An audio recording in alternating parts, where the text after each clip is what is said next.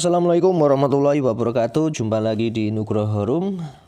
Untuk kesempatan hari ini saya lanjutkan terkait pembahasan kita ya. Kita lanjutkan untuk yang poin ke-6 tentang resume materi yang keluar ya terkait pelaksanaan SKB yang sudah kita lalui di tanggal 1 September sampai tanggal 12 ya. Tanggal 12 Oktober kemarin yang baru selesai. Kita bahas dulu dan kita telaah satu persatu terkait materinya. Kita lanjutkan untuk yang part yang kedua ini. Jadi yang part kedua ini saya akan sesuaikan durasinya. Jadi misalkan nanti tidak selesai akan ada part yang ketiga. Jadi saya harapkan ini nanti bisa bermanfaat untuk rekan-rekan yang akan SKB yang akan datang ya. Mudah-mudahan di CPNS 2021 nanti akan ada lagi ya. Langsung saja kita akan bahas untuk penyusunan kisi-kisi soal ya. Jadi dalam kisi-kisi soal itu paling tidak ada 4 yang saling keterkaitan dan kesinambungan ya. Jadi yang pertama itu ada kompetensi dasar. Jadi kompetensi dasar itu merupakan rumusan yang sudah diatur dalam kurikulum. Kompetensi dasar itu memuat kemampuan minimal yang harus dikuasai siswa setelah mempelajari materi pelajaran tertentu. Berdasarkan kompetensi dasar, guru melakukan pemetaan materi pelajaran yang akan diberikan kepada siswa sehingga bisa mencapai kemampuan minimal yang diharapkan. Selanjutnya ada materi. Jadi materi itu sendiri atau materi ajar atau bahan ajar yang harus dikuasai siswa lahir dari pengembangan kompetensi dasar. Jadi setelah KD tadi itu materinya merujuknya di situ. Disinilah guru itu memerlukan banyak sumber dan referensi sebagai dasar melakukan pendalaman dengan tujuan untuk memperkaya materi ya.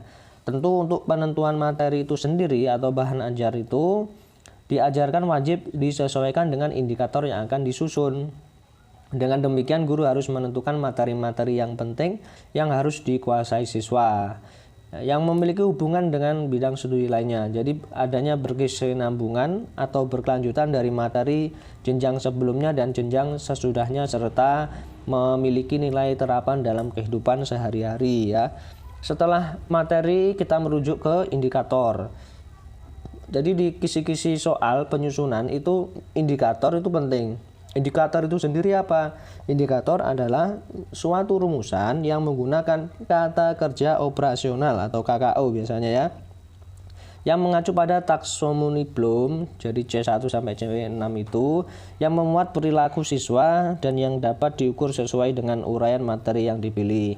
Syarat untuk indikator yang baik seperti apa? Untuk syaratnya ini ada 4 ya, saya perbesar saja. Nah, yang pertama memuat ciri-ciri kompetensi dasar yang akan diukur. Yang kedua memuat kata kerja operasional yang dapat diukur. Kemudian berkaitan dengan materi atau bahan ajar yang dipilih dan dapat membuatkan soal ya, seperti itu. Setelah indikator kita turunkan baru ke soalnya ya. Jadi soal itu lahir dari indikator ya. Jadi apabila tidak sesuai dengan indikator, maka soal tersebut dapat dikatakan cacat. Soal saja juga cacat ya, karena soal tersebut sudah pasti tidak mewakili materi. Akibatnya tentu ya tidak akan mencapai standar minimal dari kompetensi dasar. Jadi KD itu tidak tercapai ya penyusunannya. Jadi kalau soal tidak mewakili indikator itu dikatakan soal yang kurang baik atau cacat. Nah, soal yang baik itu harus memenuhi unsurnya. Unsurnya ada 5. Yang pertama, soal disusun berdasarkan indikator yang dibuat. Yang kedua, pilihan jawaban ya harus homogen dan logis. Kemudian setiap soal harus mempunyai satu jawaban yang benar. Ya, jelas itu ya. Yang keempat, pokok soal harus dirumuskan secara jelas dan tegas. Yang kelima, rumusan pokok soal dan pilihan jawaban harus merupakan pernyataan yang diperlukan saja. Jadi dari kelima ini soal bisa dikatakan sebagai soal yang baik terkait unsurnya ya. Untuk langkah-langkah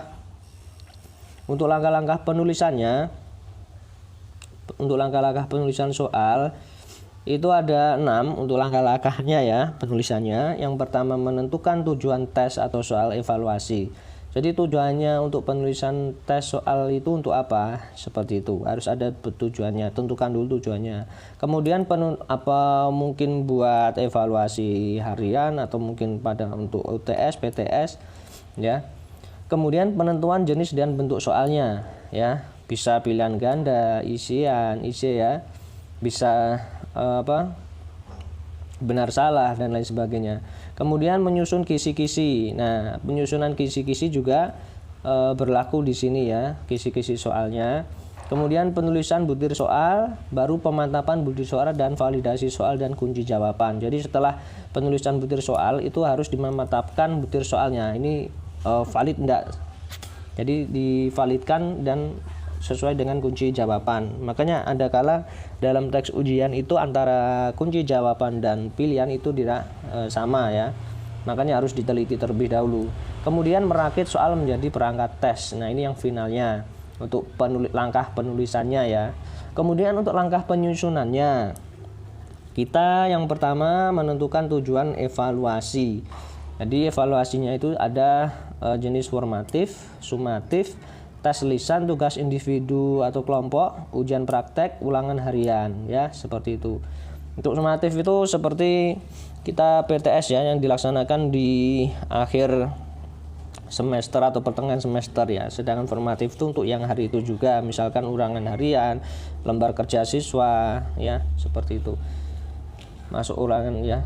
Kemudian menentukan kompetensi yang akan diujikan sesuai dengan tujuan evaluasi. Yang ketiga, menentukan materi esensial atau materi pokok dari dan hasil belajar dari indikatornya. Kemudian menentukan jumlah butir soal yang akan diujikan. Jadi penentuannya ini disesuaikan dengan waktu yang tersedia. Itu untuk langkah-langkah penyusunannya.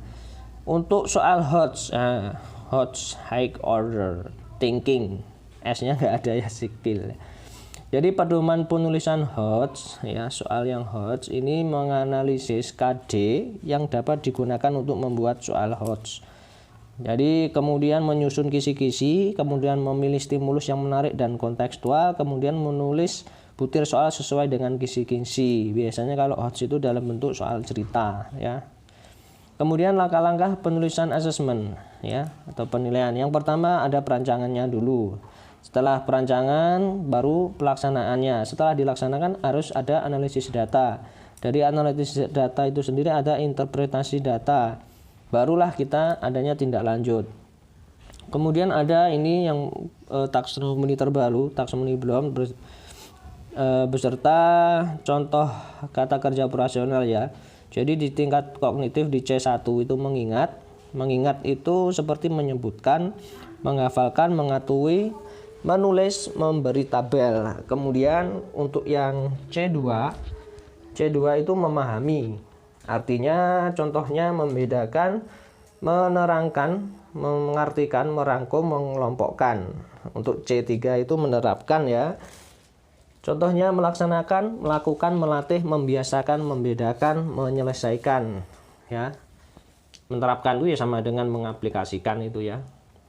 Kemudian C4 itu menganalisis, yaitu memilih, menata, menyeleksi, mendiagnosis, mengedit, menguraikan. Itu menganalisis pokoknya, yang mendiagnosis, mengedit, menguraikan itu menganalisis. Sedangkan C5 itu mengevaluasi, itu adanya membuktikan, memisahkan, menguji, mengukur, mengkritik, memvalidasi, ya, memonitor, ya, itu mengevaluasi. Sedangkan untuk C6 itu mencipta, itu membangun, membentuk, membuat, menampilkan, memperjelas, menemukan, menyusun, itu masuk C6. Kemudian ada rangkuman terkait jenis-jenis penilaian. Nah, di rangkuman yang ke-8 ini jenis penilaian itu penilaian dalam bentuk tes. Jadi kita harus tahu tes itu apa. Tes itu adalah pemberian sejumlah pertanyaan yang jawabannya dapat benar atau salah, ya. Jadi tes itu dapat berupa tes praktek atau tes kinerja. Sedangkan tes tertulis itu sendiri adalah tes yang menuntut peserta tes memberi jawaban ya secara pilihan atau isian. Tes yang jawabannya berupa pilihan meliputi pilihan ganda ya. Ini yang pilihan ya. Pilihan ganda, benar salah, dan menjodohkan tes yang jawabannya berupa isian dapat berbentuk isian singkat atau uraian, ya, uraian singkat seperti itu. Kemudian penilaian dengan penugasan.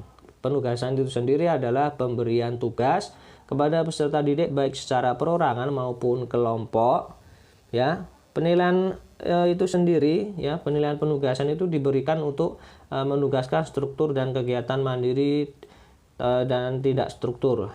Jadi TT KMTT istilahnya seperti itu, tugas terstruktur dan tidak terstruktur, dan dapat berupa praktek di laboratorium, rumah tugas, portofolio, project atau produk, ya.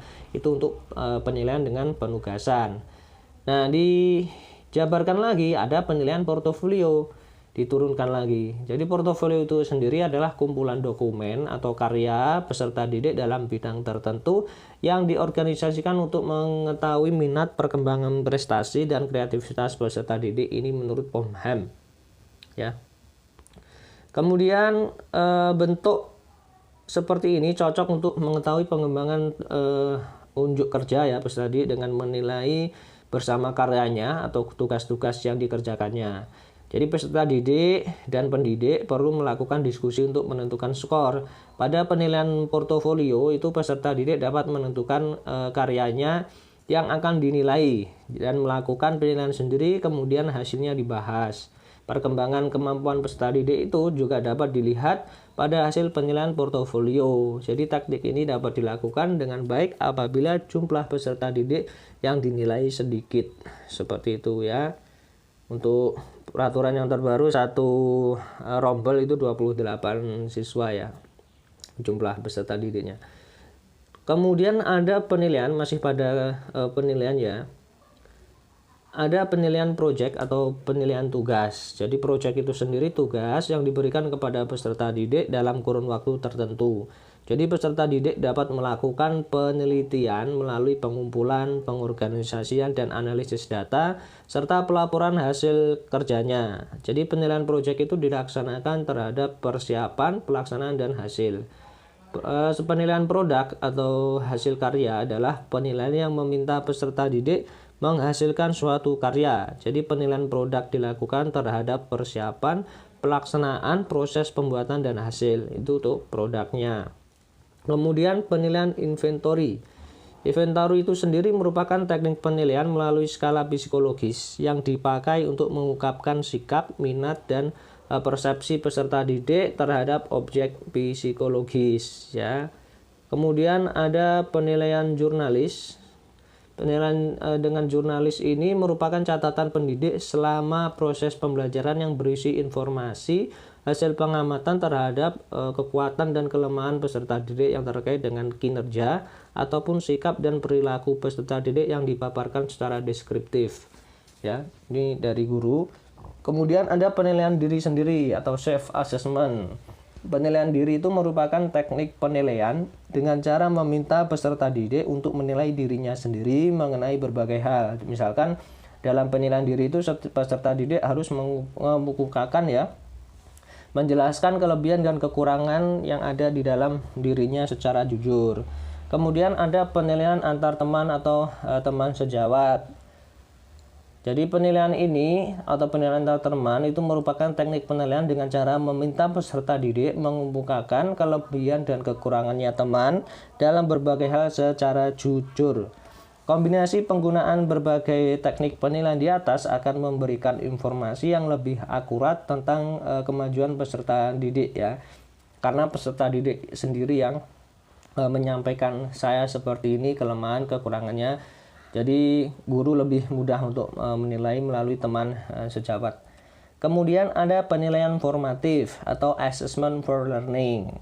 Jadi penilaian ini adalah proses mengumpulkan data mengenai sejauh mana kemampuan peserta didik dalam menguasai kompetensi, menginterpretasikan data tersebut, dan memutuskan kegiatan pembelajaran yang efektif bagi peserta didik agar dapat menguasai materi atau kompetensi secara optimal. Untuk tujuan penilaian formatif itu memperbaiki proses, ya, proses pembelajaran, tidak hanya untuk menentukan tingkat kemampuan peserta didik, ya.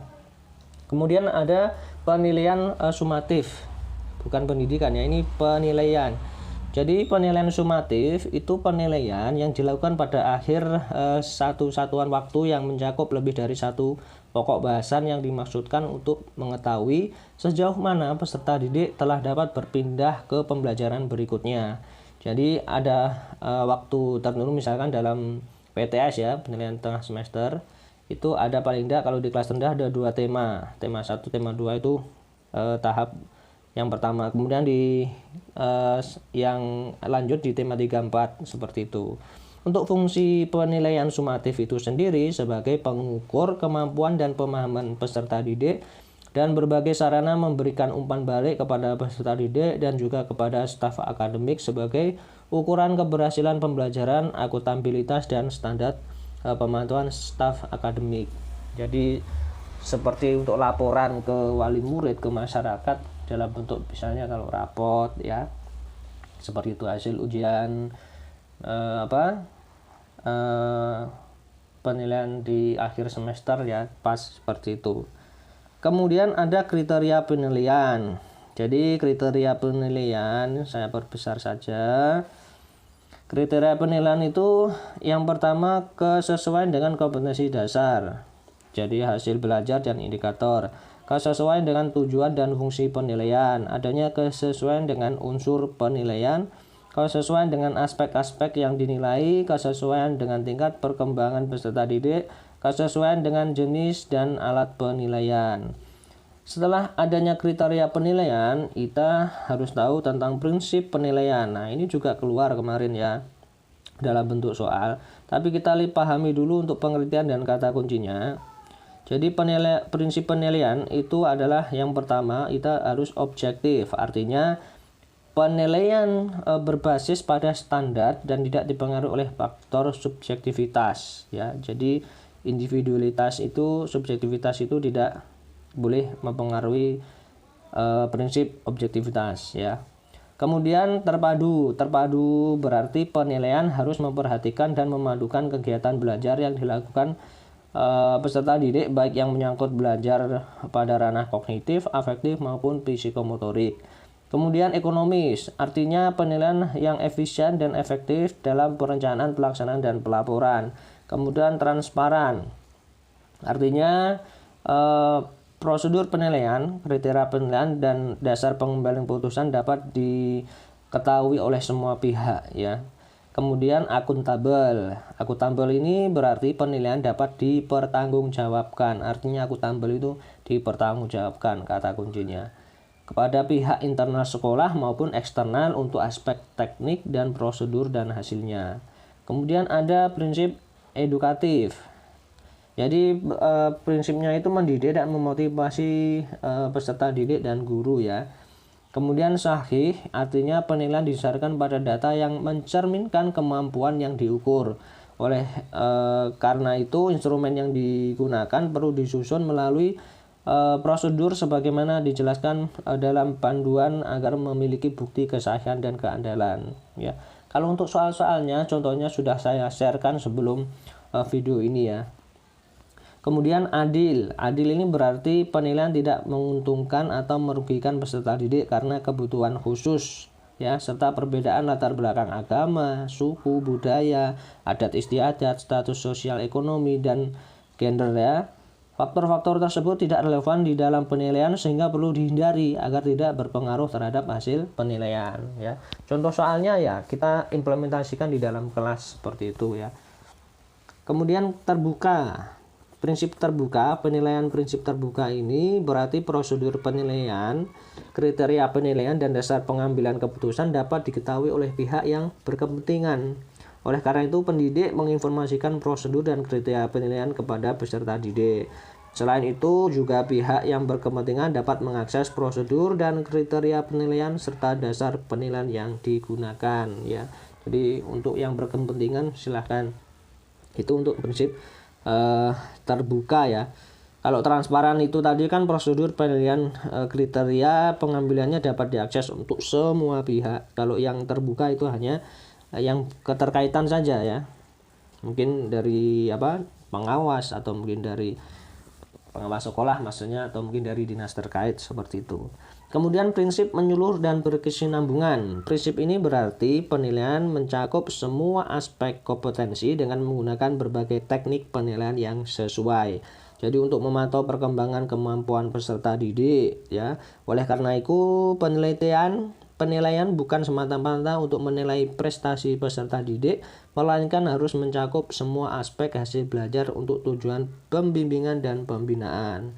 Kemudian prinsip yang 11 itu valid, artinya penilaian harus mampu mengukur kompetensi hasil belajar sesuai dengan indikator yang sudah ditentukan sehingga penilaian tersebut tepat sasaran.